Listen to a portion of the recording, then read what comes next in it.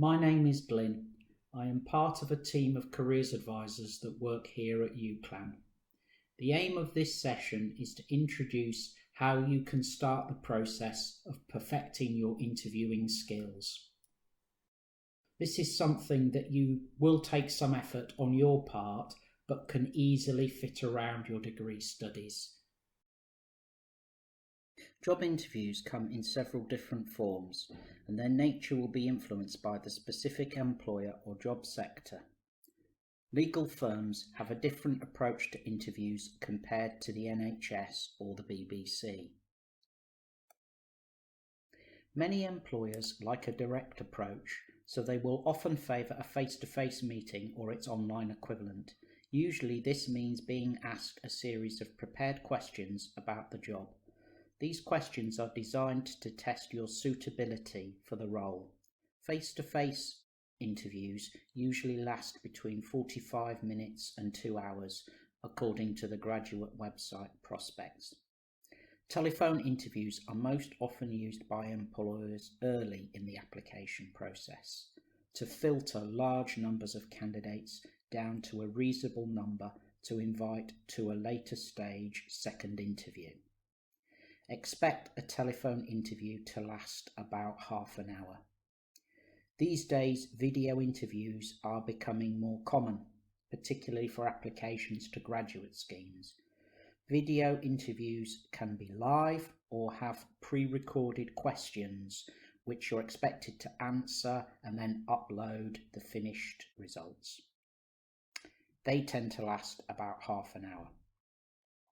Now I want to get you thinking about what you know about interviews. Here's a short true or false quiz. What I'd like you to do is look at these questions and decide whether you think they are true or false. I'm going to give you 20 seconds to do this. Follow while I read out the questions. You should arrive 5 to 10 minutes before the scheduled interview time.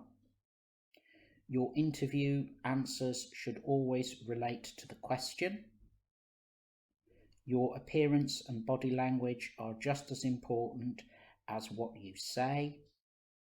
A mock interview could help future interview performance.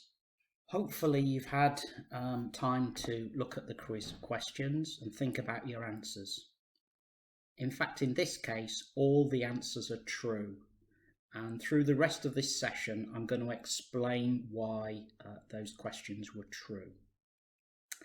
To be successful at job interviews, you need to develop your communication skills. The Irish poet W.B. Yeats once said that you should think like a wise man, but communicate in the language of the people. Graduate job interviews will require you to answer a set of questions clearly and concisely, evidencing your relevant skills, abilities and achievements. Listening to the question is really important, and taking the time to reflect on what is being asked for and making sure you do answer the question. The dictionary definition of resilience is the capacity to recover quickly from difficulties. I think this is an important skill for interviews. The ability to maintain positivity throughout the application process is crucial. Always focus on your strengths and abilities. Try not to let negative thoughts into your mind when you're being interviewed. Remember, employers from charities to blue chip firms are increasingly looking for resilient staff to cope with an ever-changing workplace and the demands that are going to be placed on you. But by now, you're probably well versed in handling a range of online technology, taking calls via Teams or Zoom. It's likely that this sort of technology will form part of the recruitment process going forward. Try to get comfortable with a range of platforms and technology. Practice at home with your friends, but always follow some simple guidelines. Always make sure that when you take a call that your background is presentable, that what you're wearing is appropriate. Don't forget you're on camera, and also be aware of the mute button and only use it when appropriate. One of the keys to interview success is doing the right amount and type of research on any firm or organisation that invites you for an interview. Failure to prepare is simply preparing to fail. Use the internet to find out all you can about your potential employer. Look back at the job advert. Read the person's specification for the role, if there is one. Reflect on what the employer is asking for. This research is crucial because it will help you to decide the type and scope of interview questions that you will get at interview. Interview questions come in a variety of styles and format. In this short session, I can't go through every type of interview question, but what I want to do today is to show you an approach with a particular type of interview question, sometimes called a competency or skills-based question. Here is a sample question.